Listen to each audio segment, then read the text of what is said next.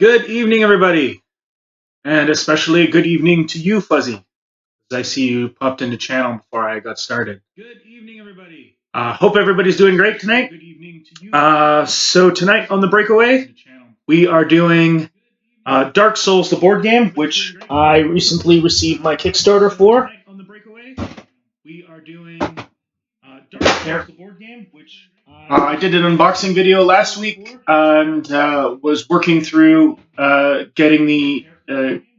through how it plays over the weekend, ready for this play session and also probably a play session with a group for Game Night in Canada either Friday or Saturday night. So if you didn't catch my unboxing, you know that as soon as you open the box, you get this wonderful statement. I don't know if anybody can see it. Let me go to overhead here. This wonderful statement greets you when you open it, and I am prepared to do a lot of that today.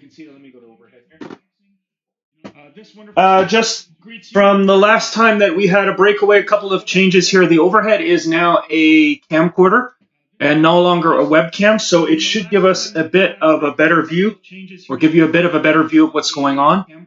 Less fuzziness, no pun intended. And once again, we are now recording off of a separate microphone entirely instead of one of the webcam mics. So sound should be coming in better, but Fuzzy or anybody else in channel, let me know if it's coming through okay. I'm going to start up some Dark Souls music, and then we'll go through an explanation of what we're seeing here and get started. I'm going to start up some Dark Souls music. Also, let me know if the music is too loud or too quiet. Also, let me know if the music is too loud. All right, then. So I have set up right now for what is basically the campaign mode for Dark Souls, with a couple of rules alterations to make it a little bit easier for single players. Through my playthroughs, it was pretty brutal when you were alone. When the game is meant to be played, it can be played by. Hi, Fuzzy. Can be played by multiple players, but for one player, it does get pretty hairy. So I'll talk about the modifications when we get to it, but just go over the setup here. So we've got 3 encounter rooms. This is the bonfire shrine, and along here we've got our blacksmith. I know you probably can't see it there, but we've got a blacksmith and a firekeeper. And this is a pile of souls that we're starting off with in single player. You start with 16 souls in your pile just to help you get started, because otherwise the game will kick your butt. In the encounter rooms, the 3 encounter rooms I have, we have set up first level encounters in these 2 rooms and second level encounters in these 2 rooms. Once I get in them, I'll flip them over and they'll show me how to set up the board. And waiting for us at the end is the gargoyle. I will have to fight 2 gargoyles back to back in order to complete this campaign. So the rules that modified a little bit is under normal circumstances in the campaign mode. Well, the campaign rules say that purchasing from the blacksmith costs you 2 souls to buy a card, and then you can sell cards back for 1 soul. I'm going to go with the actual default rules, which are purchasing for 1 soul. However, I am going to include buyback, which isn't in the original rules, which will be 2 cards for 1 soul, because you often get clogged down with useless equipment, and this game really does live and die based on what equipment your character has. So that becomes very important. The other one is I will still maintain the rule that 2 souls per player will increase the number of embers sparks you have, I believe they're called. This is how many times you can either die or come back to the bonfire. It's capped. Welcome back, Fuzzy. It's capped in the campaign mode to the number of players you have, but it gives you the ability to buy additional sparks for 2 souls each. So I'm going to keep that in there. Otherwise, when you're playing just the regular game, you are capped at that amount, and the game ends if you run out of sparks. So I will have the ability to buy the sparks. I'm starting with the character I'm starting with is the knight. Base stats are here, and base equipment, I got a longsword, the knight armor, and a kite shield. The first thing I generally do when I play first player is I'm going to use these souls here that I start off with, the 16 souls that you start off with in a single player game, to purchase some equipment, see if I can get anything better. Let's take a look at the equipment that I do have. So on close up, this is the longsword. Autofocusing again. Close up cam, I'm going to have to kill you. So the longsword's your starting equipment. That's the knight's starting equipment. So this indicates what the kind of die we roll when we're doing an attack. So for 0 stamina, I can roll a blue die. And the blue die has up to 3 attack symbols. So that would do 3 damage to an enemy. And no blank side. So it's guaranteed to do at least 1 and as much as 3. For 4 stamina, I can also roll a black die, which has a maximum of 2, but also has a blank side, so it has a chance to whiff. The other symbols we got here are for defense, so if it were to provide me with any defensive die against physical or magical attacks, it would let me know how many die and of what type, or if it allowed me to roll, or if it has any upgrade slots, which this one doesn't, so we definitely want to try to find something better. Over the side here are the stat requirements, so when I start drawing new cards in the blacksmith deck or the treasure deck, I want to look for stuff that's going to fit my my stats, and if I don't have it, I'm going to have to upgrade my character. So on the defensive side, I'll just show you the armor here. So we got the knight armor. So now it gives me a blue die against a defense against physical attacks. So again, I have at least will block 1 damage, but as much as 3, and 1 die against 1 black die against magic attacks or certain ranged attacks. We'll see when we get started here. So to start off with, I'm going to start spending some souls to buy a few cards. So I'm going to start with 3. Whoops, there we go. And I'm going to buy 3 cards from the blacksmith. And we're going to start with a lightning gem. So this is an upgrade, which of course I can't. Sorry about the focus here. Normally the text comes in clearer, but I don't have my weapon can't currently maintain an upgrade, but this would basically make all my attacks magic, which is kind of useful, but would also require an intelligence of 15, which I would need to upgrade my intelligence in order to do. So we'll see what happens with what we got next, and because I'm terrible at shuffling these tiny cards, I'm going to cut the deck every time I draw one. Next we have a halberd. This is a 2-handed weapon, indicated by this icon here. The basic attack will cost me 1 stamina, we'll see how that works, but it does 1 blue die plus 1 damage, but I can't damage anybody who's in the same space as me. And it can hit from 1 away. So if I want to stay ranged, this is a pretty good option. But it means 2-handed, so I can't use the shield. But luckily, it will provide me 1 blue die to protect, to defend with. So this might be a good option. My stats aren't quite there yet, and I would need my faith to be maxed. So I'm probably not going to be able to use this right off the bat. And the last card we end up getting for the 3 souls is going to be a Zweihander. Am I going all 2-hand right now? Would require me to basically max out my strength. So again, not something I'm going to be able to use right off the bat. For 2 stamina, I would roll 1 black and 2 blue die to do damage. And it would block physical damage with 1. Or for 5 stamina, 1 black die and 1 orange die, which has a maximum damage of 4. It's normally used for magic attacks or really, really strong attacks, but has a minimum of 1. So, nothing useful there. So I'm going to spend another 3 souls to get another 3 cards, because I'm going to need some good equipment if I'm going to be moving forward from here. And first one is not all that useful right off the bat from my character. We got Pyromancy of Fireball. I'd have to bump my intelligence up 3 ranks to be able to use it. As a range of 2, does 2 black die as a magic attack for 0 stamina. Might be worth holding on in my secondary slot if I need to bump my intelligence up. We have a Titanite shard to upgrade a weapon with, but again, I don't have a weapon I can upgrade yet. Basically, it just adds 1 damage to the weapon, plus 1 damage to the weapon. So whatever I roll, I add +1 to.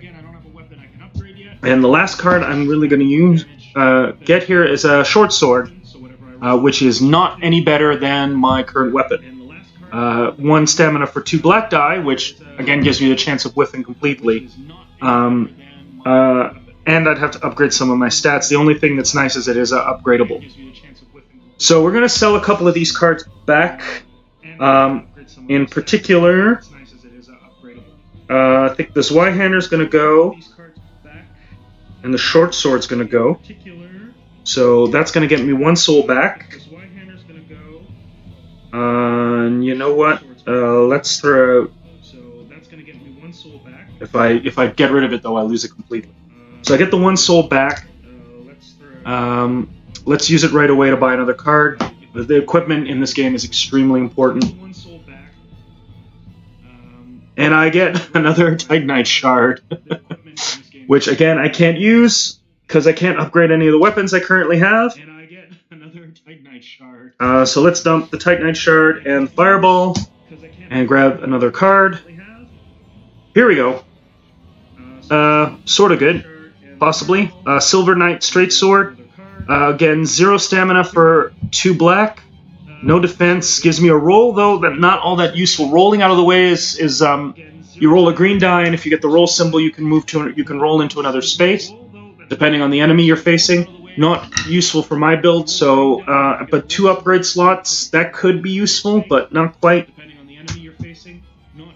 So at the moment, what I'm going to have to do though is I don't really have anything useful to work with right now.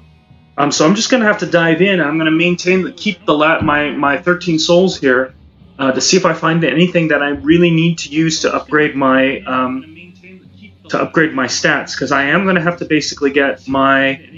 So down here we got the 3 stats: Stealth, Dexterity, Intelligence, and Faith. I'll get a close up of that.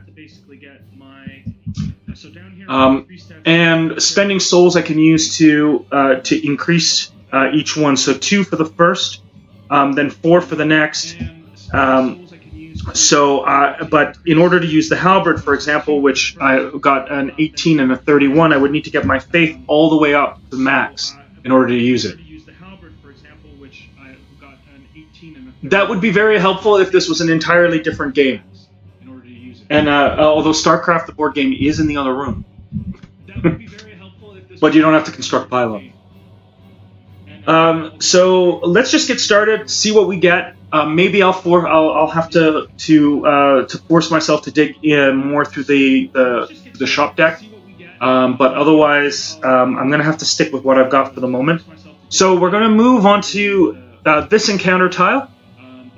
I'm going to flip the card over, and it's going to tell me basically exactly what I need to put onto the tile. So on the red sword icon, I'm going to put a Silver Knight Bowman. On the red 2-sword icon, there will be a hollow crossbowman, and I will place a barrel on the purple star icon. So we have our Silver Knight Bowman model. If we can get a good close-up of this guy. The models here are quite fantastic. So there's our Silver Knight Bowman. I expect to be heavily impaled by these. So there's our Silver Knight Bowman. And we have our hollow crossbowman. And to note that these are flaming bolts that he fires, so they will be considered magic damage. Now after I've set up, a barrel. Barrel goes here. Barrels can be smashed to go through, but otherwise there are obstacles. And part of the Kickstarter bonus is actual plastic barrels will be coming, but this is just the base game so far. So now I have the ability to choose where where I can place myself on any of the nodes that are here. And let's get the behavior cards out for the crossbow hollow. And Silver Knight Great Bow. Man. So these are going to tell us how they're going to behave, so that's going to decide exactly where I place myself. So the crossbowman is actually, the ones that's going to go first is the Silver Knight Great Bowman, because he's got a 3 up here. So the highest threat first, and then down the list. So because he has a 3, he's going to. These are basically the moves that he's going to do. It's indicated here that the first thing he will do is he will make an attack of 4 damage to the entire node. So if there were multiple characters, multiple heroes in the node, he would do damage to all the characters. And it indicates that he's firing at the person who has threat. In a single-player game, I will always have threat. In a multiplayer game, threat will move around the table. So he'll shoot different people. But in my case, I'm always going to have threat. It's an unlimited range, so it doesn't matter where he is on the tile. He will still hit me. And then after that, he moves 1 node away from the person who has threat. If I wanted to dodge the move, I would need to dodge the attack. I would need to roll at least 1 dodge symbol. But I'm not a dodgy kind of guy. Sorry, that came out wrong. If I physically attack him, he has 2 armor, so it'll block 2 of the damage. But he only needs 1 hit to be taken out. So that's going to be his behavior. And then the crossbowman has a similar behavior, but kind of reverse. The first thing he's going to do is back away. So this the first action is back away 1 space from the hero with threat, and then make a 3 damage magic attack because it's a flaming bolt to the person with threat. He has 1 armor for physical, but it can only needs to take 1 damage as well to be knocked out. So basically, I want to be as close as possible to these guys to be able to start knocking them away because they're going to start moving away from me. So I'm going to start on this node here, and then we start the activation. We start with the Silver Knight Greybowman, who is going to immediately do a physical attack of 4. So I'm going to block. On my card, I've got the Kite Shield, which will block a physical attack with 1 black die, and my Knight Armor, which will block a physical attack with 1 blue die. So I roll the combined dice, and I roll a 3. So out of the 4, I will take 1 damage.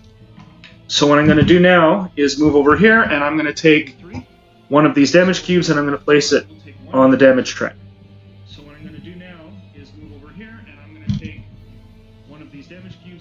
Next, he will move 1 node away from the person with threat, which is me. And then we move on to the Hollow Crossbowman, who moves 1 node away from the person with threat. He cannot. He's down in the corner, so he's going to stay right there. And then he's going to make a 3 damage magic attack against me. The only defense I have against the magic attack is my Knight Armor allows me to roll 1 black die against the magic attack. So that means I will be taking at least 1 damage off of this attack.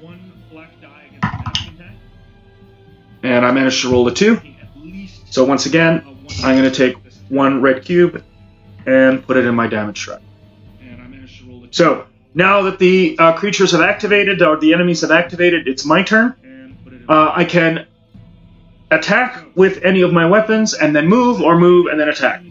I can move to any adjacent node for free. So any adjacent nodes are the ones that are diagonal and orthogonal to the node I'm currently on. If I want to move any additional spaces, I have to pay 1 stamina, which is the opposite end. Whoops. Oh, that cube's gone. Which is the opposite end of my damage track down here. If at any time this track gets full, so if I were to use an additional stamina, I fill up the black bar down here. If at any time this bar becomes full, I die. And smoke covers the screen, you die, it appears on the screen, and you go back to the bonfire. For the moment, the biggest threat I've got on the board is the crossbowman, due to the fact that he does magic damage.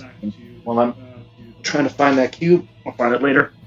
So I'm immediately going to move my 1 space over to the node with the crossbowman, because my attack can only reach as a range of 0, which means I have to be on the same node. So now I'm going to attack the crossbow hollow. My longsword for default damage for the default attack is 0 stamina to roll 1 blue die. So that's what I'm going to use because the other one's 4 stamina, and I'm not going to risk that right now. Which means I have to be on the same node. So now I'm going to attack. So I managed to roll 2 damage, and if we recall on the hollow crossbow's card, he has an armor value of 1. He blocks 1 damage and takes the next one. So the hollow crossbow has now been wiped out. We take him off. And I attacked, so now it's the enemy's turn. And even if we had more than one player, it would always be one player, monster, one player, monsters, one player, monsters. That's why the threat token would continuously move around. So in this case, we got rid of the hollow crossbow, and it's immediately going to go to the great bowman, who is going to make his attack of 4 damage. So I will roll my defense die. And I rolled a 4, so I block the entirety of the damage. And then he moves 1 space away from me.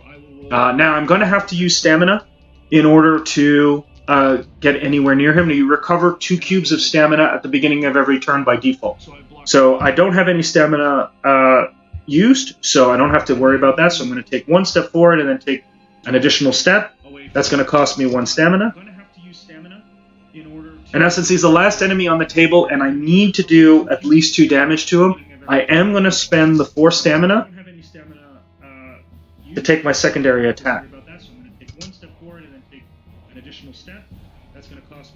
There's a little bit of a risk there. Hopefully I'll be able to block properly if I whiff on this attack. So now I get to roll a black and a blue die.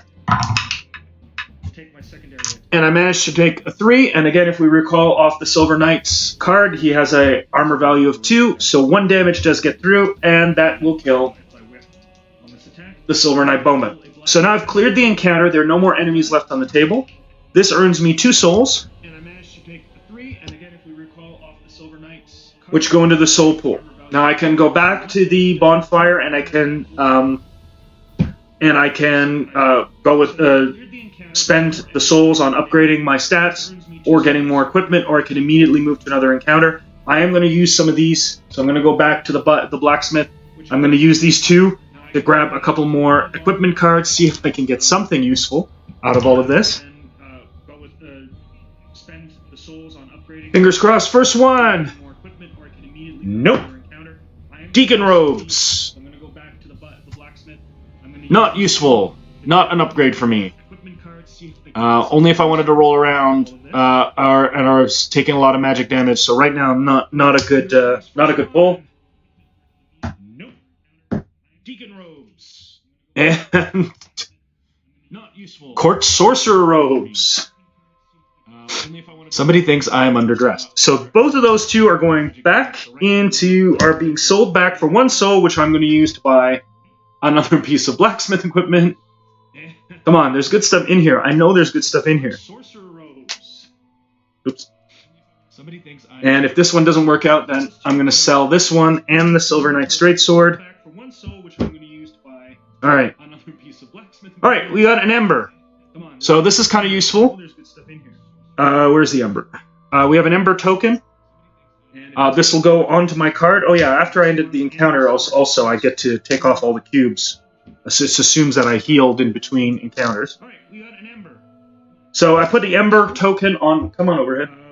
I put the Ember token on my card, and if I ever take enough I believe 4 damage, I take it off. And it goes down to 1. I'll verify that in the rulebook in a second here, since the first time I've actually drawn one. So that was kind of useful. I am going to use, I said, I do need some equipment here, so I'm going to break this 5 soul up into 4. Still give me enough to upgrade 2 stats twice, to grab 1 more card here. This is a good defensive layer to keep me alive, but I really want to use it for the boss, and I really need some good equipment. Ah, here we go. Finally! Lothric Knight Armor. Defends physical with a 1 blue die, which I already have, but defends magic with 1 blue die. That's good. Also has 2 upgrade slots for armor.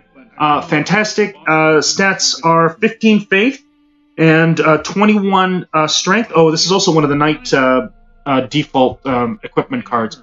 So this is extremely good. This is really what I was looking for.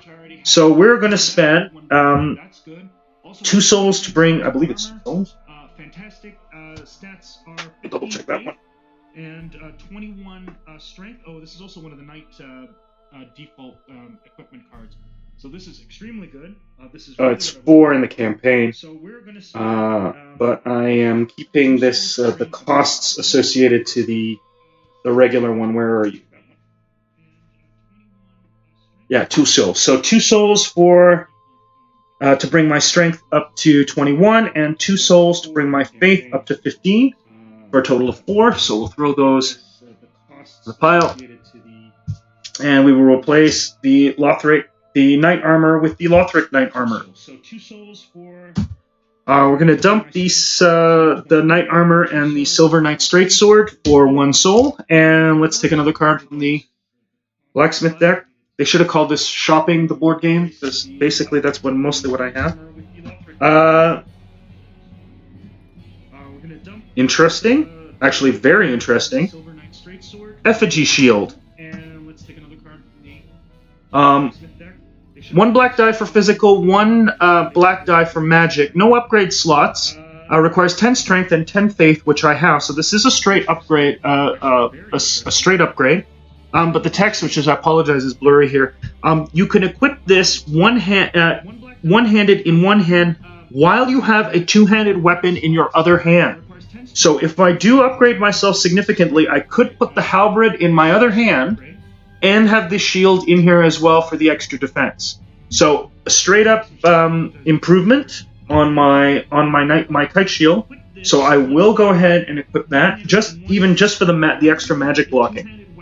And hopefully I'll be able to get some better stat upgrades and equip that halberd, or maybe another.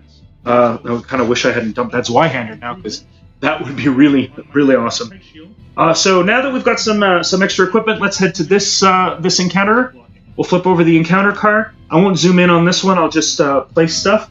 So we've got the Ruined Keep. We've got a crossbowman on the red single red sword, a hollow crossbowman, and a hollow knight on the double red sword, and we have a tombstone on the star symbol, the purple star symbol.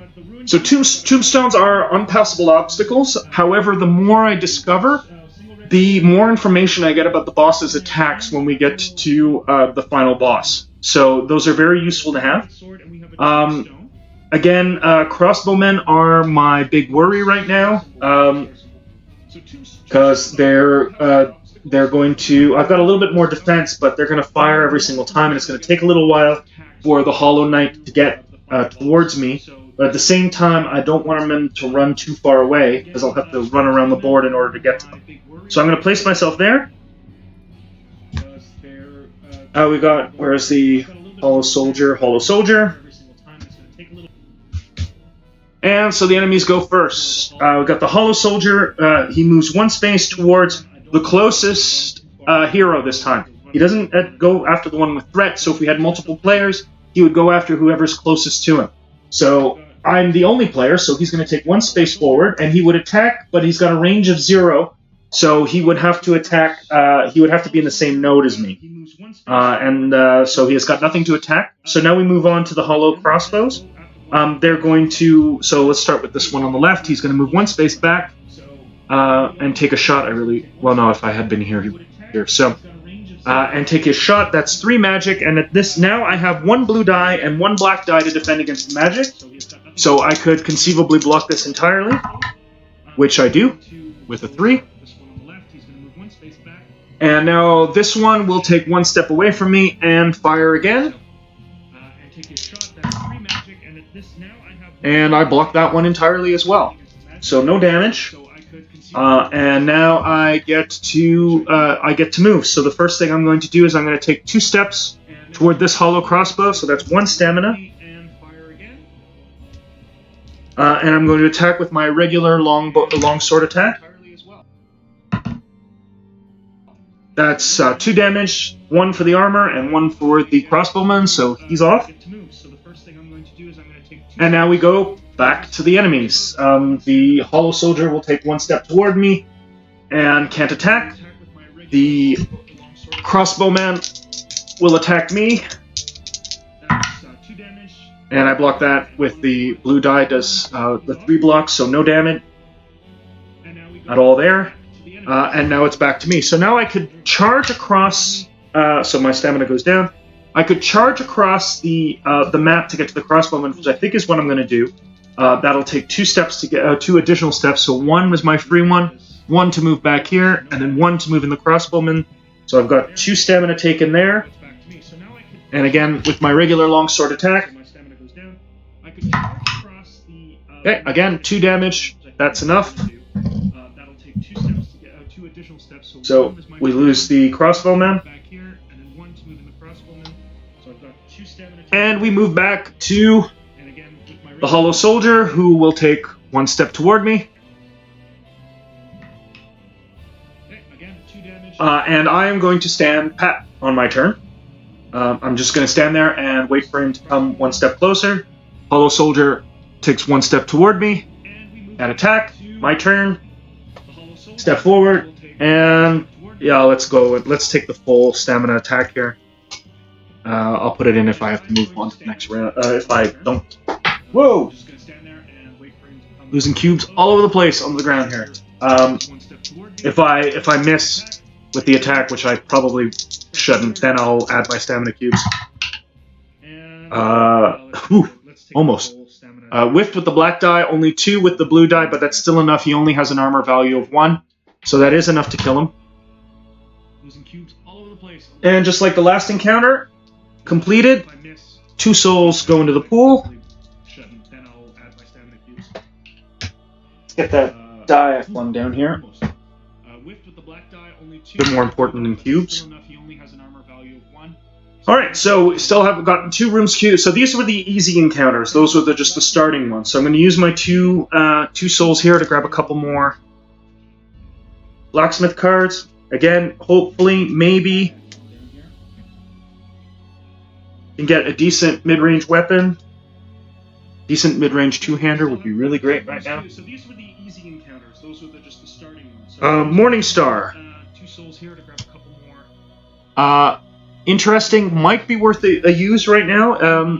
It is, so same attack as my longsword, but the stronger attack is for 3 stamina and rolls 2 blue die instead.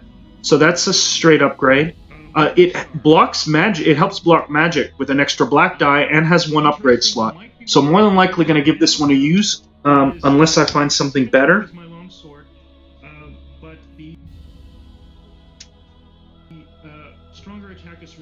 And we have a simple gem, which reduces the cost of the weapon's highest stamina attack by 1 stamina. So that would make that if I attach to the Morning Star, it would make its second attack only cost 2 stamina, which means that I could do it every single turn. The thing with upgrades, though, is if I do apply them to a weapon, it's permanent. I can't detach it.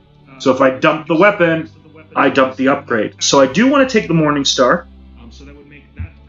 I'm going to throw my Kite Shield and Longsword into the discard pile to gain 1 additional soul, and I'm going to use that to draw 1 additional blacksmith card.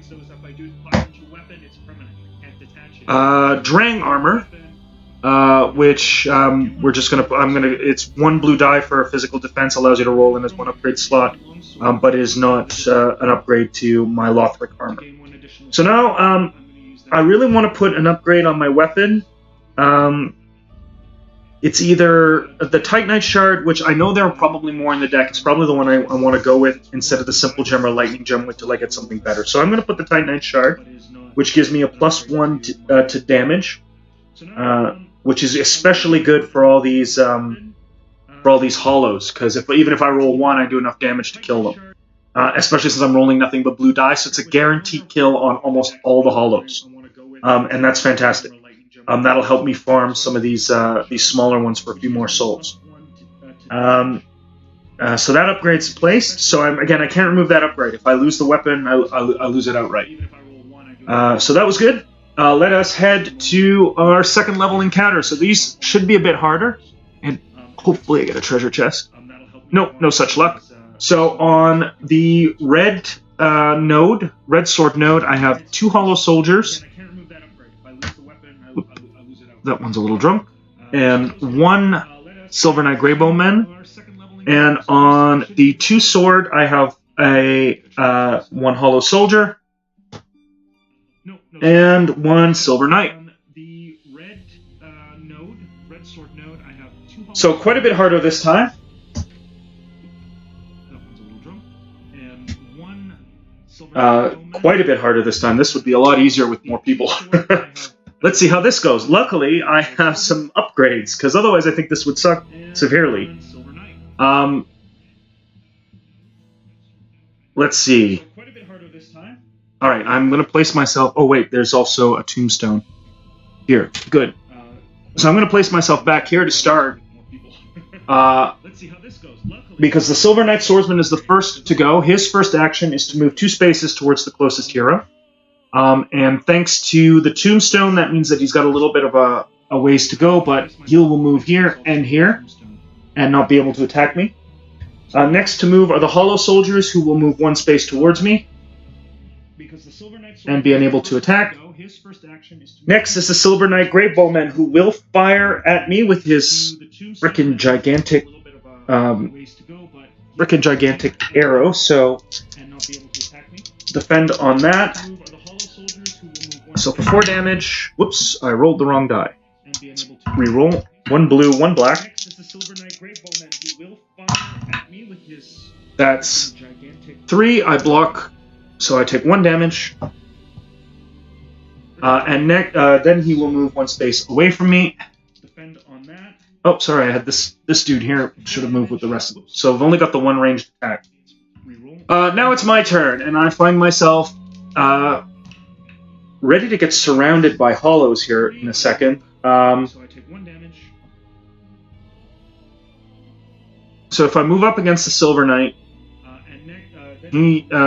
all 3 are going to smash me, and hopefully I can get rid of him before that happens. So let's go up against the Silver Knight.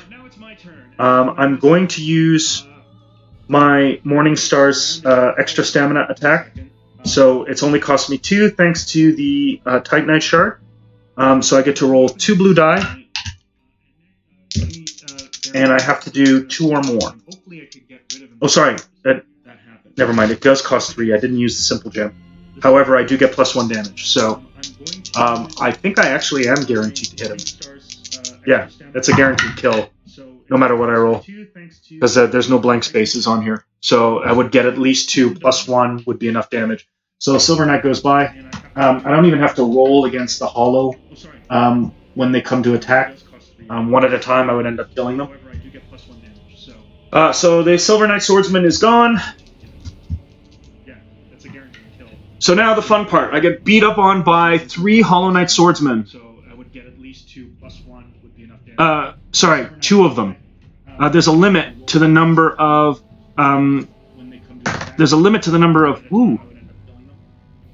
of enemies you can have, or figures you can have on a single node, which is 3. So 2 swordsmen and me. The other one will wait his turn, just like a good kung fu movie. Will wait his turn to attack. So I'll defend against the first Hollow Soldier's attack, which is 4 damage. I block 3, so I'll take 1. And the second Hollow Soldier's attack, I block 5, so no damage there. Next, I take a bolt from... I didn't have a crossbow, so that's why that's confusing. Next, I take a bolt from the Silver Knight Great Bowman, who fires at me for 4 as well. And I only block 2 there, so that's 2 damage. And he moves back to the corner. So, now I've got 4 damage. I gotta start watching my stamina, because if this fills out entirely, I'm toast. So 2 stamina down. The thing is, though, at this point, I'm rolling 1 blue die, and I get +1 damage. I don't really need to roll against the Hollow Soldiers at all. It's instant kill. So I'm... or should I make a rush for the... make a rush for the bowman. The thing is, though, at this point, I'm rolling 1 blue die, and I get +1 damage. I don't really need to roll. They all do the same damage, so it doesn't really matter one way or another. So let's take 1 out of the equation. He's toast, so next, back to the enemies. The other hollow soldier runs up, and it's time for me to defend again. First attack for 4. Ugh. Took 1 damage. They're chipping away at me a little bit here. Next attack for 4. 1 damage. And finally, the bowman. Entirely blocked. So if I do get in trouble, I do have my Estus Flask. I can flip it. Whoops, come on overhead. I do have my Estus Flask. I can flip it to get rid of everything that's in my damage tray. And it will be used for that spark. I can go back to the bonfire, flip the spark over, take the spark down, and reflip my Estus Flask. I also have a heroic action and a luck coin. The heroic action for the knight is once per spark after making a block roll, I can roll 1 additional blue die and add it to the roll, which I really want to save for boss encounters. And then the luck coin, which will allow me to re-roll 1 die of my choice after I make a roll. Those all refresh after the spark, but I don't really want to use them now, unless I really have to. The Estus Flask would be the first one I'm going to use. I have to keep an eye out on what this ember does, because I keep forgetting what it does. Let's double check that before going into it. Well, let's take care of the first thing is I'm going to take a hollow soldier off here, because I really don't need to roll for that one. Ember. Unless I really have to. The Estus Flask would be the first one I'm going to use. I have to keep an eye out on what this ember does, because I keep forgetting what it does. And of course, it's not clearly explained at the beginning, so it's got to be somewhere in the middle of the rulebook. The problem is you have to draw an inventory card to get an ember. And there's no index. You have to draw an inventory card to get an ember, so in the last 2 playthroughs I didn't draw an ember. I just simply never saw one. So ember. While the character has an ember token, if that character suffers 3 or more damage from an attack, removes the damage by 1. When the party is defeated in an encounter, forces... Okay, so only if I'm defeated. So as long as I hold on to it, I can't take more than 3 damage, which is in a single attack, which is great, except right now I'm getting chipped at. So, all right, now the hollow soldier attacks. 4 damage. Ow. Let's use the Estus Flask, because otherwise that would kill me. So as long as I hold on to it, I can't take more than 3 damage, which is in a single attack. I take 3. Except right now I'm getting chipped at. So. And then the bowman. Now the hollow soldier attacks. Actually, let's not use the Estus Flask and put all that back, because it wouldn't have killed me, because it would have been reduced to 1. Having just read that, you'd think I would have remembered.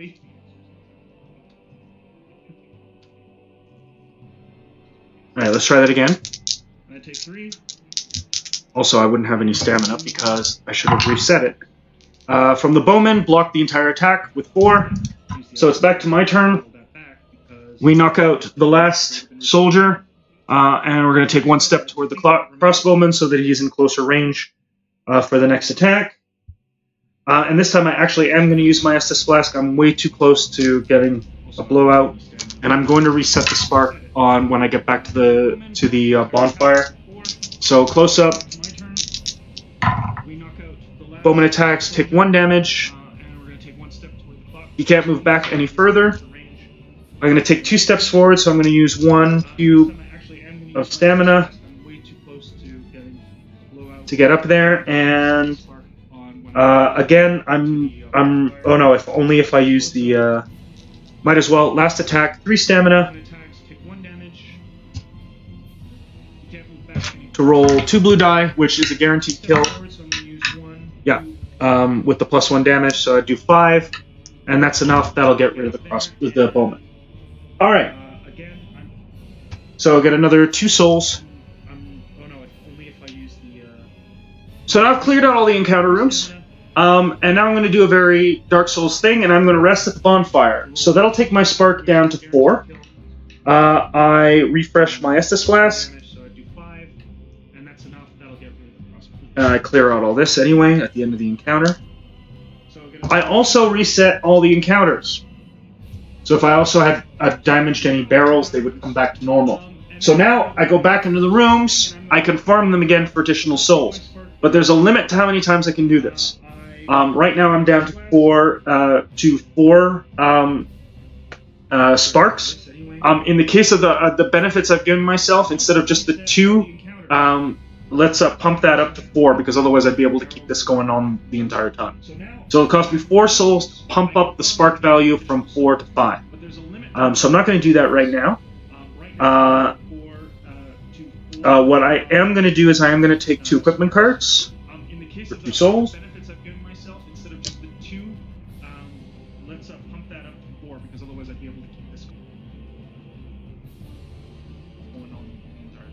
And I still got this drang armor that I can drop off. So another gem for upgrading purposes.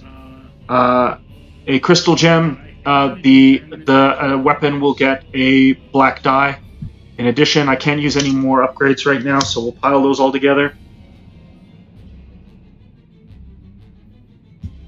And next we've got Master's Attire. Remember running into him for anybody who's played the games. Lightweight armor actually does absolutely has no die values whatsoever. Like, it doesn't provide you anything for blocking, but you do get 2 dice for rolling and 2 upgrade slots. This is not conducive to my build, so let's dump the Master's Attire and the Drang armor, get 1 more soul, and grab 1 more card. And to add to my pile of gems, I now have the Blood Gem. Attacks will gain bleeding, so basically if the attack hits and they get a bleed token and they're capable of bleeding, they'll take 1 extra damage when they activate, and then the bleeding will stop. So now I have I have a collection of 4 gems and a halberd. I've got 8 souls sitting, so let's keep going. We'll take a couple more turns in farming some. I'll farm a couple more times on the encounter cards, and then we'll head over to the gargoyle and see how that works. So let's head to this one again. This one was the arrows from hell one. I've got 8 souls sitting, so let's keep. So we'll start again on that spot. Actually, can I start on an occupied node? That's a good question, because if I can, I'm going to stay right next to it. So let's head to this one again. This one was the arrows from hell one.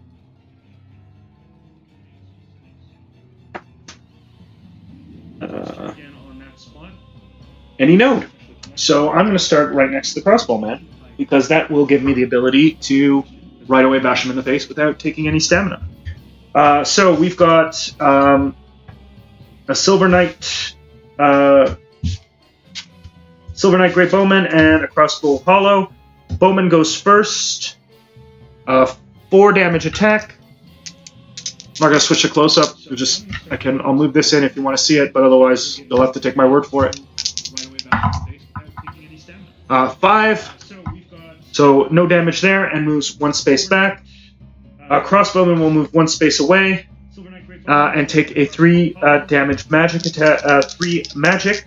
So that's with the Morning Star. That's 4 die. That's 2 black and 1. 2 black and 1 blue. And that's 4. So that's enough. No damage there.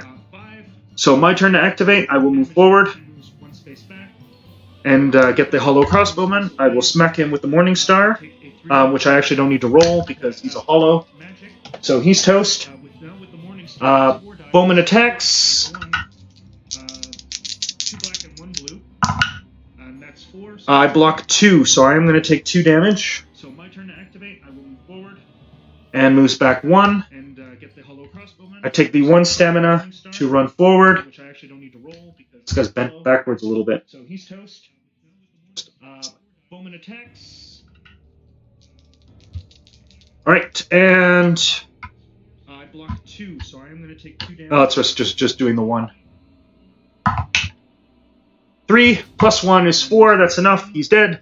So once you start getting going, once you've got a rhythm going and you've got your equipment up, some of the easier encounters are going to take no time at all. There's even a mechanic to run through a room when you're trying to get back to the boss, to basically take the first round and then just run to the next room. Just doing the one. So let's move on to this one. 3 + 1 is 4. Crossbowman on here. Start getting going once you've got Hollow. Once you've got a rhythm going and you've got your And crossbowman here. Counters are going to take no time at all. There's even a mechanic to run through a room when you're trying to get back to the boss. Let's place myself there. The next room. So Hollow moves first. Comes up. Crossbowman on. Hollow crossbowman.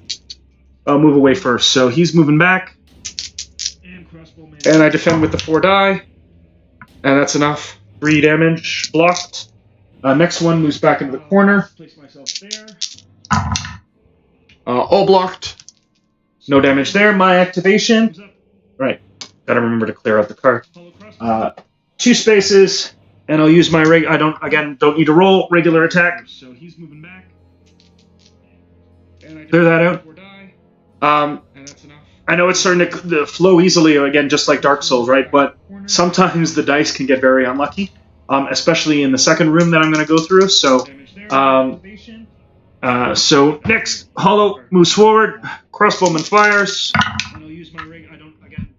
4 block. That's enough. My turn. 2 stamina to run to the corner. So 1, 3. And again, no need to roll. Hollow activation moves here. I lose 2 stamina cubes, but I'm going to use 1 extra to move up. And again, no need to roll. We'll wipe out the Hollow. 2 more souls.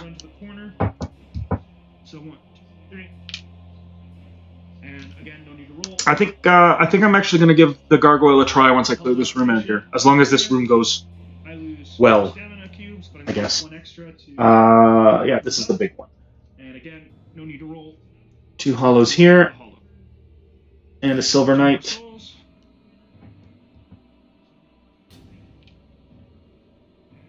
That's the bowman. I think I'm actually going to give the gargoyle a try once I clear this room out here. As long as this room goes. And the hollow sword over here. I guess. So I get myself back there. Hollow Knight activates first. Hollow Soldiers activate next. Great Bowman activates next. That's a 4, right? Yep. Take block 3, so take 1 damage. So I get myself back there. Now it's my turn. Knight activates first. Head forward. Hollow Soldiers activate next. Let's take 1 die. Great Bowman. Attack the Silver Knight. Ugh. Okay, so he blocked that one. Yep. Even with the +1 attack. Block 3. And so I'm going to have to basically sit here and take 4 attacks like a chump now. Because there's not much else I'm going to be able to do. So Silver Knight Swordsman goes first. He's going to attack me for 5, and it's physical, so I only got the 2 die. Even with the +1 attack. That's a block of 3, so I will take 2 damage. I'm going to have to basically sit here and take 4 attacks like a chump. I got 1 hollow that joins in. So Silver Swordsman goes first. I only block 1 there. Ow. So I only got the 1. This is going to start to hurt. I may have to use... I may be eating my words here. I may not be going to see the gargoyle right away. Because I may need to use my Estus Flask at this point. I need to read that Ember again. Sorry. Hollow that joins in. I only blocked 1 there. Ow. It's going to start to hurt. I may have to use... I may be eating my words here. I may not be going to see the gargoyle right away. Because I may need to use my Estus Flask. You wish that Ember had been like a card that explains what it does, because you use everything else frequently. Here we go. Suffers 3 or more damage. Reduce that damage by 1. So that would only be 2. There we go. So 3 or more damage. I reduce it by 1. And lastly, the bowman, who should actually be back here already, makes another physical attack. 4, Reduce that damage taking 2. by 1, so that would only be 2. So 3 or more damage. And now moves back. By 1. Yikes. And lastly, the bowman who should actually. All right. I probably am going to use my Estus Flask. Get rid of all this damage. Taking 2. Let's take a swing at the Great Knight, the Silver Knight. That's 2 plus 1. That's enough. Silver Knight goes by. But now everything else happens. I get another hollow coming in. All right. I probably So use my Estus Flask. attack of 4. Get rid of all this damage. Block all but 1. The other Hollow Soldier, sorry. Silver Knight. Ugh, 2 damage. Enough. Silver Knight. These sometimes the dice don't want to cooperate. And the Bowman. I get another hollow coming in. Block that one, thank goodness. Attack of 4. Alright, my turn. Take one of the hollows out. I don't have to roll for that. The other Hollow Knight, the Hollow Soldier, sorry. 2 damage. Now take 2 attacks from Hollow Soldiers. Really don't want to cooperate. And First attack blocked entirely. Second attack block that one, thank goodness. blocked entirely. And now the Bowman's attack. Take one of the hollows out. 1 damage. Roll for that. Take another hollow away. Now take 2 attacks from Hollow Let's, when I play it solo, I notice that there's a lot less going on. Once the flow happens, I think with multiple players, different people would be getting attacked. Like the Bowman would change targets because he's got he follows the threat. So there's sometimes a lot less going on when the solo game gets into the flow. When I play it solo, I noticed that Hollow Soldier attacks. Once the flow happens, 2 damage. multiple players, different people would be getting attacked. Like the Bowman would. Bowman attacks. Fully blocked. Get rid of you close-up cam. So there's sometimes a lot less going on. And Hollow Soldier is gone. All I've got left is the Bowman. Let's take my 1 step forward. Hollow Soldier attacks. Alright. Taking another gigantic arrow. Bowman attacks. 3 damage. Fully blocked. Sorry, 2 damage. Ember, reduced by 1. Right. Which is good, because I need 1 stamina to move into range. Let's take a whack at him. 2, that's enough. This nightmare of a rolling fiasco is over. I get 2 additional souls to throw into the bucket. Go back to the bonfire. Let's rest. So I now have 3. All the encounters reset. I now get my Estus Flask back. Clear out my damage track. Let's buy another. Let's buy a Spark on the. So back up to 4. And let's grab 2 cards from the blacksmith. All the encounters reset. I now get my Estus Flask back. Clear out my damage track. We got another Titanite Shard. Weapon gains +1 damage, which will be useful when I get another weapon. And great magic weapon. Not all that useful for me. I need to have the shield in my other hand. If I could swap it out, but for the most part, it's going to be risky to do that. So nothing great there.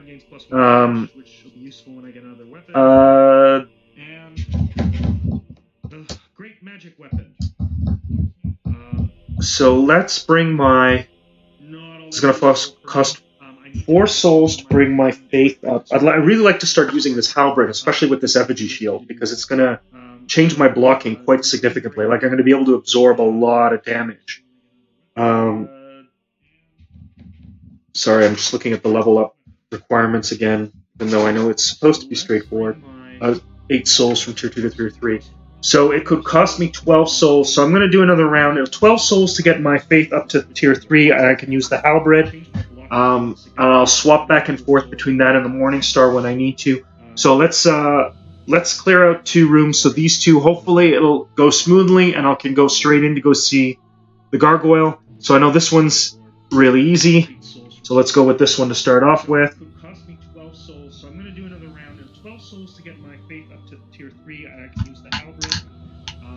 I'll swap back and forth that in the Morning Star when I need to. So order these properly here. Right, crossbowman. Sorry, Silver Knight first. The physical attack. So I know this one's really easy. So let's go with 2 damage. And he moves back 1 space. Hollow crossbow moves back 1 space. Order these properly here. Right, crossbowman. And fires, so I get the extra black die here. Damage blocked, so nothing there. I'm going to move forward 1 space. Take out the hollow crossbowman. And he moves back 1 space. Take a gigantic arrow to the face. For 1 damage. So I get the extra black die here. And I'm going to step forward, and I'm going to use 3 stamina to roll the 2 blue die, which I don't need to roll. That kills this dude. Take out the hollow crossbowman. Okay, and this will give me enough souls to bump my... So take the damage out. Bump my face, so up to level tier 2, that's 4. And tier 3 is 8. So now I've got no more souls in my pile. But I can equip the halberd. I'm going to move it here, because I can't use the halberd at a distance. But I can use it as a 2-handed weapon with this effigy shield. So that's super effective. Now, what upgrades can I use with the gems? I could reduce the stamina of the highest stamina attack by 1, so that would make the stamina attack of the halberd go down to 3. That sounds pretty useful. And the crystal gem, my intelligence isn't high enough, so I can't use that one. Actually, I should probably dump that one with the great magic weapon to get another. Yeah, my intelligence isn't high enough for either of those. I could put the blood gem on it that would do an extra damage, or a titanite shard on it. So that's what I think I'm going to do. I'm going to attach the titanite shard and the simple gem to the halberd. So it'll give me +1 damage, and the stronger attack of the halberd will give me is 1 less stamina. So it only costs me 3. Let me dump everything else I've got for 2 souls, which will be useful for resetting the adding me another spark. And let's try this nightmare room again. This time I got my halberd, so I can attack from 1 space away. So this should be a little bit more interesting. We've got... Oh, I misread this. That's actually 2 bowmen. This makes it a lot different. Maybe it's going to be easier. This is supposed to be 2 Silver Knight bowmen. I put one Silver Knight. Stay on his feet. I put 1 Silver Knight swordsman on there. This could be a lot easier or a lot harder. It actually means I'll take 2 attacks every round. Oh, I misread this. Alright, so bigger problem is I now am 1 space away from, no matter where I go, I will always get immediately attacked by 1 of the Hollow Knights, the Hollow Soldiers. So let's minimize the damage that does. So the Hollow Soldiers activate first. So this one's going to attack me. So this time I've got the halberd. I can use it to block. So that'll give me 2 blue and a black, which is more than enough to block 4 damage. The 2 other Hollow Soldiers will run towards me. And now the Great Bowmen. First one, closest. That's a block of 5. That's enough. And then he moves 1 away. And now the second one. Which is more than enough. That's a block of 5. That's enough. And he moves 1 away. Hollow soldiers will run towards me. All right. My turn. Now, halberd again. The great bowman. It's going to be fun. So I'm going to move 1 space away from this hollow. And I'm going to swing at my halberd at this, the bowman.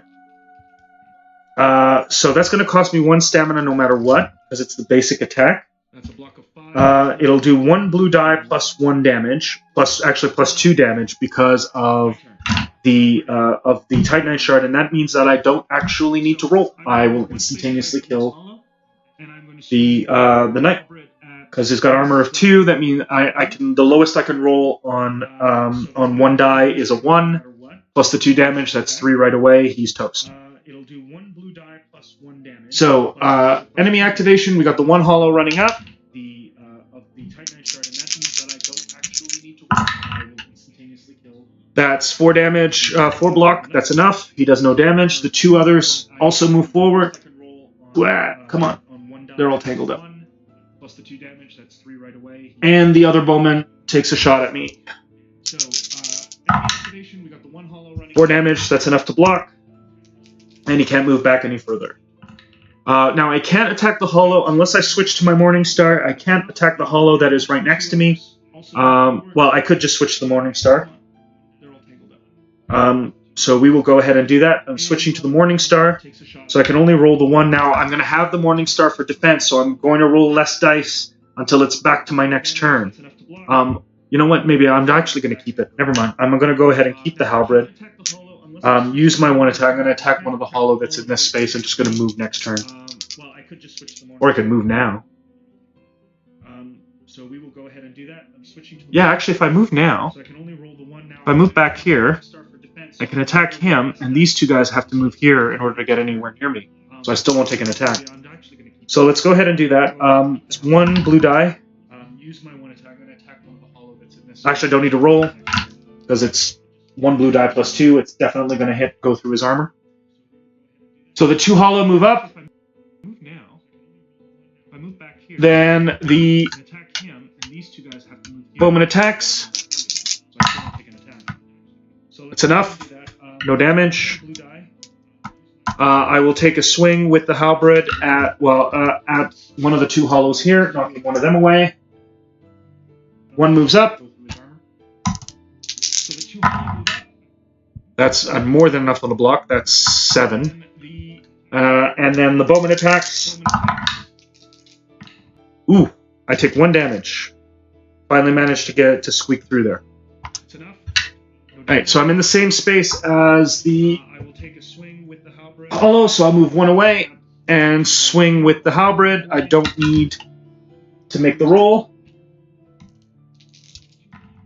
Roll for defense against the arrow. Block, that's 7. Blocked. And again, I don't need to make the roll. I will take care of the bowman. I take 1 damage. And that clears that out, giving me another 2 souls. Alright, Alright, so I'm in the same space. now the fun part. I'm going to take through the fog gate, and I'm going to head to fight our gargoyle friend. Now I'm going to get the close-up cam back online here, To make the roll. so we can take a look at this. So remember, I've got to fight 2 back-to-back gargoyles. And again, I don't need to make the roll. He has a strength of can take 26 damage. I have a little spinner, so unfortunately, with my Kickstarter edition, I did not receive the pins that go to the middle of spinners. I'm having to keep them together this way. I have requested new ones. Hopefully, they will get around to that at some point.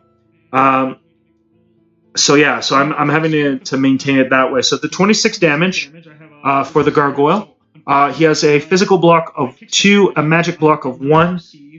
Sadly, I didn't add any magic attack to my weapons. Might have been a good idea. Maybe I'll get something better later. And he'll have... So we've got a deck of behavior cards, very similar to the ones that are present for the other enemies. So there's 5 of them. You'll notice that it says there's this number 4 here. So we're going to shuffle these up and we're only going to take 4 out of the 5 behavior cards to form the Gargoyle's behavior deck. And he's going to cycle through these one at a time, over and over again. So he'll have the same pattern that you can learn to exploit, because unlike some of the other enemies, which are smaller, the Gargoyle has 4 different arcs. One where the attack comes from, but also one where he's weakest.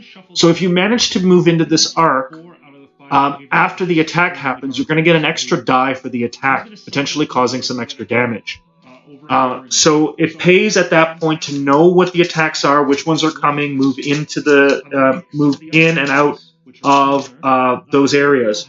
And this is where those tombstones that I mentioned earlier are going to come in handy, because this is going to allow me to peek at the first 2, because I got 2 tombstones. It'll allow me to peek at the first 2 cards that are going to come up in order. The rest of the information here, this is if I was setting up a non-campaign game. I would have 3 level 1 encounters and 1 level 2 encounter. But because I set up based on the campaign, there's a specific set of rooms. And over here is the number 12 with the flame. This is the heat up number. So when his health goes to 12 or below, what we're going to do is, well, there are 3 heat up attacks. So, for example, the flying tail whip, which are stronger attacks. One of these 3 attacks gets shuffled into the deck of his normal behavior. So that gets added, so we get an extra attack, and we shuffle the order of all the other existing attacks, just to mix things up a little bit. So it's very similar to the kinds of boss fights that you would get within Dark Souls, where you need to learn the patterns, exploit the weaknesses after attacks. And let's see if we can actually get him in here on close-up. This is the absolutely gorgeous Gargoyle model. And we shuffle the order of all the other existing attacks. These things are enormous and incredibly detailed. Very beautiful. Some of the best miniatures I've ever received in a board game. Also nearby, for people who are fans or didn't see the unboxing video, I have the Titanite Demon.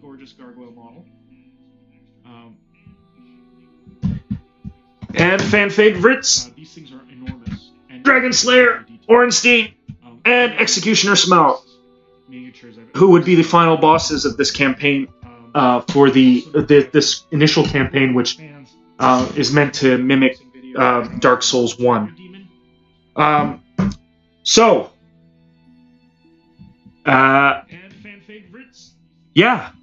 That's basically the way that it's going to work for the boss attack. If I can remote control of my camera, I'd zoom in a little bit closer here, but hopefully we get a good view of what's going on here. So I've got my 4 Gargoyle attack cards. So let's take a look at the first 2. So the first 2 things are going to happen are a Halberd Thrust. That's basically the way that it's going to work for the boss attack. He is going to move. It's a range 1 away. He's going to move 1 space towards the target with threat, and then make a 6 attack against me. And his left-hand side will become vulnerable after the attack. Note this symbol over here. This means he's push. So if I'm in the same node as the Gargoyle and he pushes, he'll push me out a node away from him. So that'll be the first attack, and then the second attack will be a tail sweep. Note this symbol over here. It first will move 1 space towards the closest, and it will push. I'm gonna have to look up the rules for pushing, and then we'll do a 4 damage attack. And there's a symbol here on which where it ends up attacking, and I believe that's all around it. I'll verify. This is essentially the first time. Yeah, it damages all nodes in the specified arcs, so it will damage the front 2 arcs, and then the back arc will be vulnerable. So it sort of gives you an indication of where I should possibly be in the first couple of rounds. So I should be on his left-hand side after the first round, and then immediately behind him for the second round. The problem is without having couple of more characters, every single time he moves, he's going to turn to face me. Which is a big problem, which means I'm going to have to then spend the stamina to move around him. The other problem is that because I'm using my halberd, I have to be one node away in order to actually affect any kind of damage. So knowing the first two attacks, I'm going to step over to I'm going to start over on this side of the encounter, because if he moves one node toward me, he won't be able to attack, and it will leave his left side vulnerable. Left side vulnerable to attack, but then it'll leave me vulnerable attack to the weaker tail swipe attack. Except I can be a node. I can't remember. Does tail swipe have a range to it? Yeah, it's one node away, so I will be vulnerable to that. Let's start. So the first attack, as we mentioned, is the halberd thrust. He will move one node toward me, and then make the attack. But there's nobody. There's nobody to attack. There's nobody one away in front of him. So nothing gets. There's no damage done there. So I'm going to spend one stamina to move into his one node away. I could move into the same node as him by moving right next to him, but again, I've got the halberd. That's not going to help. So I'm one node away. I'm going to make my attack. Again, this is his weak side. So I'm going to roll one blue die for the halberd attack. So that's plus 2 damage, and because I'm on his weak side, I will roll a black die as well. So I managed to do 4. He's got armor of 2, which means that he only takes 2 damage. So he is down to 24. Right, now we move on to the next attack, which is the tail sweep. He will turn and face me and move 1 forward, pushing me. Just gonna double check on the push rules here whether he actually pushes me out and back. So he is down to 24. Right, now we move on to the next attack, which is the tail sweep. He will turn and face me. Where are you pushing? Forward, okay. Pushing me. I'm just gonna double check on the push rules here whether he actually pushes me out and back.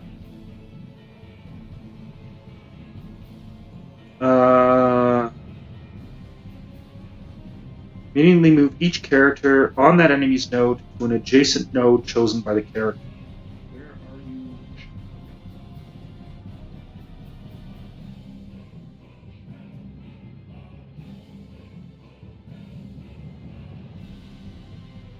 If the push icon appears on an enemy's movement, immediately move each character on that enemy's node onto an adjacent node chosen by the player. Each time that enemy moves onto a node, move each character on that node to an adjacent node chosen by the player. Okay, so let's go back for a second. I was here on this node. He pushes me out, and I go to an adjacent node. As an example.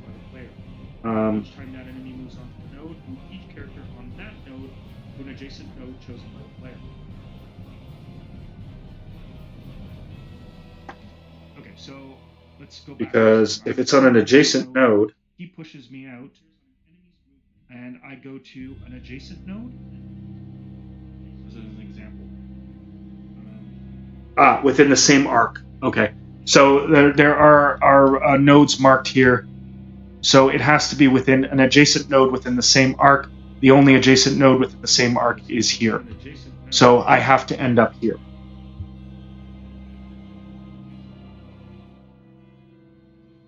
And then he will make a 4 attack on the front 2 nodes. So the front 2 arcs. So he will actually... Front 2 arcs means that it's one node away. He's going to hit this node, this node, this node, this node, and this node. They're all within that arc. So if we were having multiple players, anybody standing here would end up getting hit. Luckily, I've got quite a bit of defense against physical now. 2 blue die and a black. That's blocked. Now we move on to my turn. I'm going to use an extra stamina so I can move behind him. So 1 adjacent node and then 2 adjacent nodes. And I'm going to take a swipe with my halberd. Actually, at this point, I'm going to use the second attack, which is going to cost 3 stamina, thanks to the to roll 2 blue die and the black for being in the weak spot. So that's 2 blue die plus 2 damage, which I forgot to add last time. Actually, let's do that. Sorry, so he should be at 22. Gotta remember to add my plus 2. So 2 blue die, 1 black die, and plus 2 damage. So that is 3, 4, 5, 6, 7, 8. Blocks 2, so take 6. And we are down to 16. Not quite fired up time yet. So now we take a look at the next attack. So this is one we haven't seen yet, so let's review the card. We got Tail Whip, Whip, Tail Whip. So the attack comes first. Look at where it hit.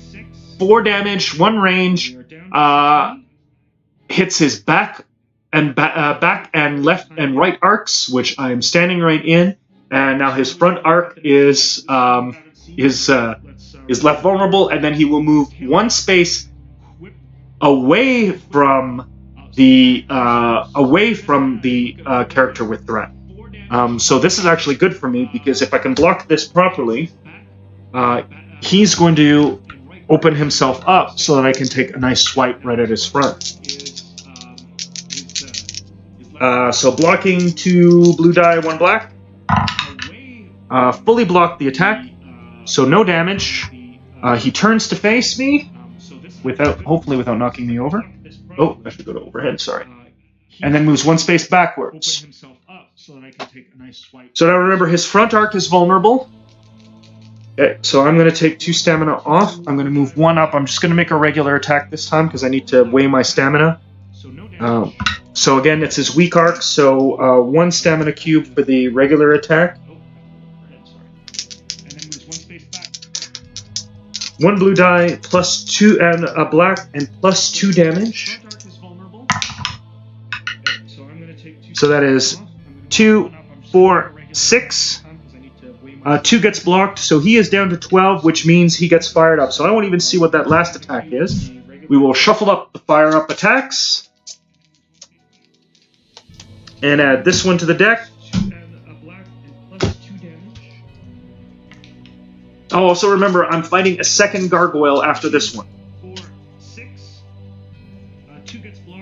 And that one will come with an entirely... We will reshuffle the gargoyle attacks, and we will remove the fired-up attack. And add this one to the deck. Alright. Gargoyle's turn. We have the Tail Whip again. No problem, I am not in the front arc, so the attack whiffs entirely. He backs up 1 more time. And that one will come with it entirely. We will reshuffle. His front arc is still vulnerable, so I will move in. And I lose 2. I'm going to stay with my regular attack. We have the Tail Whip. So that's 3 plus 2, 5 minus 2 is 3 damage, so he's down to 9. His front arc is still vulnerable, so I will move in. We now have the Tail Sweep. I'm going to stay with my regular attack. So he pushes me over here. These 2 nodes are actually within the arc, so I could move to either one.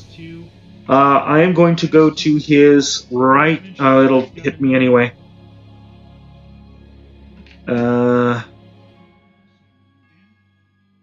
It's either one. They're both the same distance away. So it's his backside that's vulnerable. But this attack will fire at me anyway. So it's a 4 damage attack. Blocked. Stamina's empty. I'm going to use 1 extra cube to run around behind him. 2. And now I'm going to use the 3 stamina attack to try to do some significant damage to him. That's 2 blue die and the black one for being behind. +2. Stamina's empty. I'm going to use one. Whew, here we go. 3, 5, 7, 9 total. 2 blocked. That's 7 damage. He's down to 2 left. And now I'm going to For 1 gargoyle anyway. Now let's see what he does. Sweeping strike. I believe this is a new one, so let's get close up on this one. He will move a 1 space towards the closest, and then make an attack. On his front 3 arcs, his back will be exposed. It's a 5 value attack. So first he's going to turn towards me and then move 1 forward. He pushes me out of the way, and I have no choice but to move to one of these 2 spaces. I am still going to get hit because it's the front 3 arcs, and these 2 nodes are within the front 3 arcs. So I will have to block that, so it's 5 damage.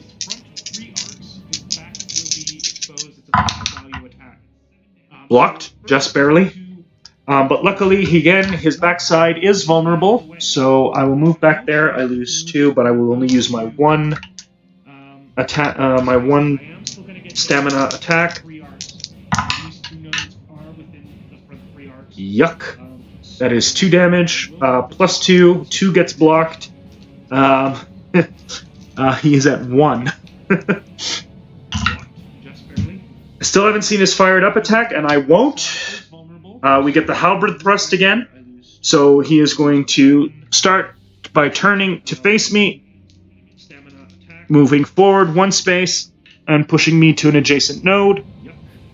He's vulnerable on his left-hand side, so I'm going to move here. And then makes a 6 attack towards the person with threat who is in the nearest space. So that's me.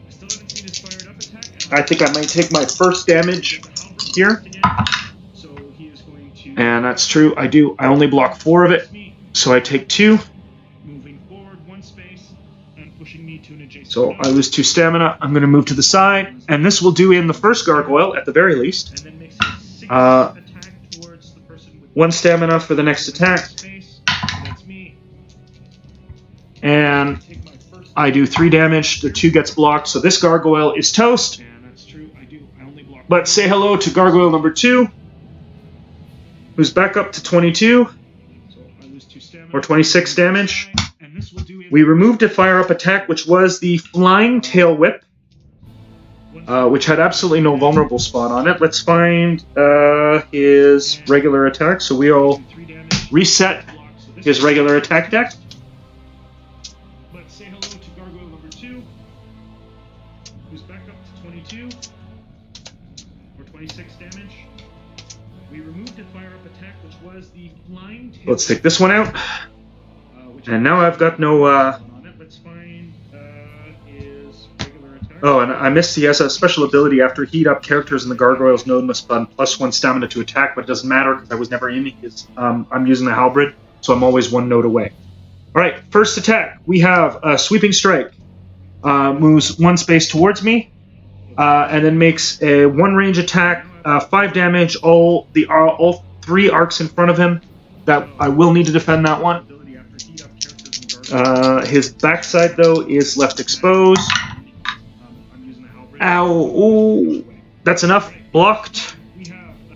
My turn. I regenerate 2 stamina now. I am not... There is...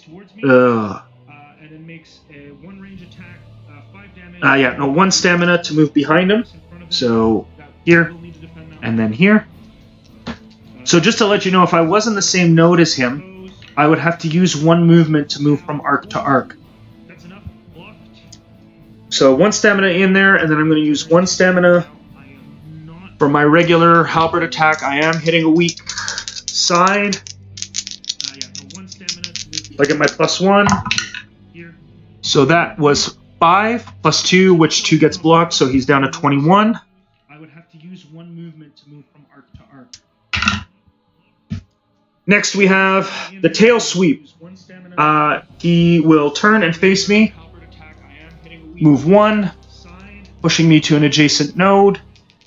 There is only the one adjacent node in this arc, so I'm sort of screwed there. He makes a 4 attack to his front and right node. Next we have the tail sweep. Which I block. Move 1. 2 stamina come off.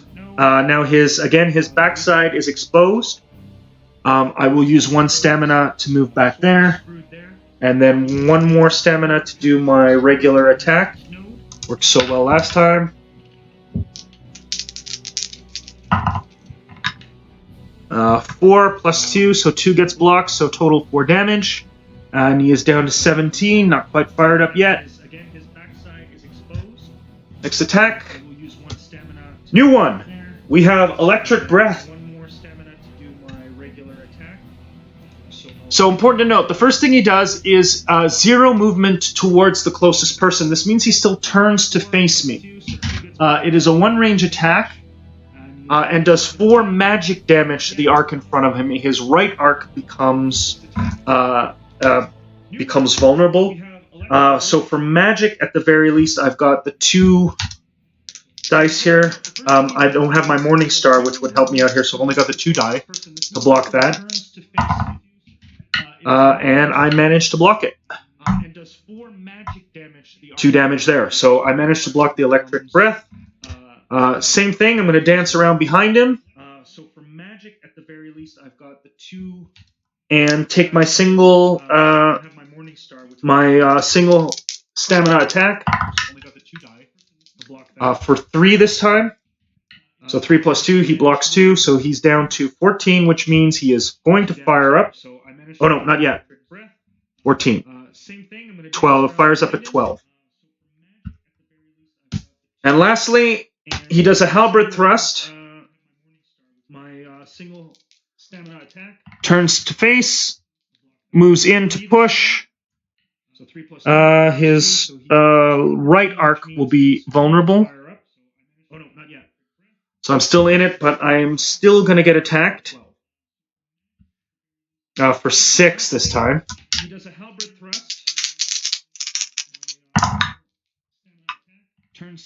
And I only block 4 of it, so I take 2 damage. Not bad. I still have my Estus Flask handy. I still have my heroics. I have all that available. Alright, now, luckily I am already in his vulnerable flank. I will take my... I don't have to move right now, so I'm going to take 3 stamina to do my powered up halberd attack. So 2 blue and 1 black for being on his vulnerable side. Well, could have had a better roll there. 4 plus 2, 6, so 4 damage, and now he will be fired up, which means I can forget all about that pattern I just learned. Oh no, that's the regular attack. Alright, so we got the fired up attack in here. To do my powered up halberd attack, so 2 blue and 1 black for being on his vulnerable side. And shuffle up his behavior deck. And I'm going to take 1 node step back, since I haven't moved, just to give him something to move in on. Gargoyle's turn. Starts with a tail sweep. Turns to face. Moves 1. And I will have to block 4 damage. And unfortunately, he is protected. His left side is the vulnerable one. So I can't do anything. I do get a full block, though. So no problem there. Starts with a tail sweep. So what I will do is I will take 2 come off. I'm going to take a normal halberd attack to his front, which means I don't get the black die because it's not a vulnerable spot. Doing 2 damage because 2 gets blocked. So he's down to 8. And I will move 1 node over here. Next, we have Electric Breath again. He turns to face, but it's only a 1 range attack. There's nobody in front, so whiffs entirely. This time, his right flank is now exposed. So at the start of my turn, I will take 1 stamina to move to his right flank. And I will do my standard halberd attack. He turns to face, but it's only a one-range attack. There's nobody in front, so for 4 damage. This time his right flank is now exposed. So at the start of my turn, I will take 1 stamina to move Halberd thrust. Turns to face. Pushes me my standard halberd attack. Forward. Arc of my choice. I'm going to go over here. His left flank is vulnerable next time. And does an attack for 6 damage.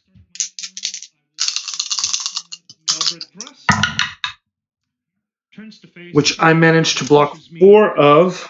I'm actually going to use my heroic ability to add another blue die to that. I kind of want to keep a bigger gap between my health and my stamina, which means I can block the whole thing. So far, that's his highest damage attack, so hopefully that'll be worthwhile there. So his left flank is vulnerable. I'm going to move. I am in the arc already, but I'm going to move over here to give him more to have to move toward. And since I'm full up, I am going to use my full halberd attack. So 2 blue die and 1 black for being on the weak, his vulnerable side. Ugh, a bad roll. I am in the arc already, but I'm going to move over here to give him more to have to move toward. All right. He's only got 4 damage left, so let's use my luck coin. Let's re-roll one of these blue die. If I can get 1 more damage, then he's knocked out. 2 damage. That's enough. That'll kill the gargoyle. Woo! And that'll do it for the first for this first setup of Dark Souls. So now that I'm done, let's re-roll one of these blue die. If I can get 2 damage. That's enough. What happens afterwards? That'll kill the gargoyle. Woo.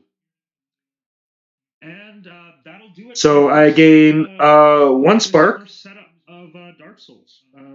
So I'm back up to 5. What do I gain souls-wise, though?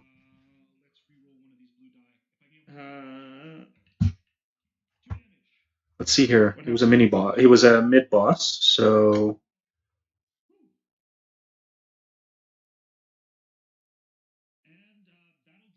I gain 1 spark. So I'm back up to 5. What do I gain? I guess it's the end of the activation. Let's see what happens at the end of the encounter. Let's see here. He was a mini boss. He was a mid boss. So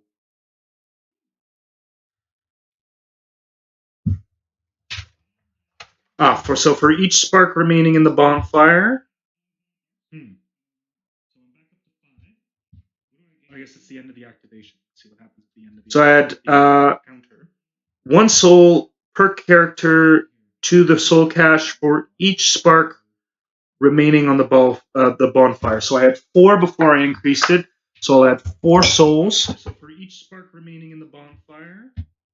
Now what I also do is I've got a series of cards that are specific, equipment cards that are specific to the gargoyle encounter. The gargoyle tail axe, the gargoyle's halberd, and the gargoyle's shield. The gargoyle's halberd actually looks sick. So does all of this looks sick. So this would get shuffled into the equipment deck. At this point as well, I would shuffle in the gargoyle encounter. The gargoyle tail axe, the gargoyle's halberd, and the equipment cards that are specific to my character type, the advanced equipment cards that are specific to my character type to help them move on. So there's some upgraded armor and upgraded weapons in here as well. But we'll take care of that next time. So we'll record, much like my Arkham Horror campaign, we'll record what I have, how many souls I've got left, what my stats are. We'll probably tweak some of the rules a little bit just to keep the balance going, because this was way too hard when I first did it, and now just slightly on the easy side. So may try to find some balance there. But otherwise, the boss encounter was a lot of fun. Like, probably the most fun part of this entire of the entire thing. And I imagine that coming up with tactics with multiple players on diverting the boss's attention to open up the weak side or big attacks and things like that would be highly entertaining in a group setting. So definitely looking forward to trying that. May pull this one out for game night in Canada this weekend. So if you are tuning in on Friday or Saturday, keep an eye out for that. Might do this one. We've got Scythe coming up, which I just purchased, which is really good. I did the solo playthrough this weekend as well. So keep an eye out for those. Review for Rum and Bones 2 should be out tomorrow. And the editing process for the last Friday video review is kind of slow. That should be hopefully done tomorrow. Now that I've got all the proper equipment, the microphone and the camera, hopefully that'll get done. I really want to get that off the plate. But anyway, see you on Friday or Saturday night for Game Night in Canada. And remember, www.theboardgamer.com is where all my content is. So thanks for watching and have a great night.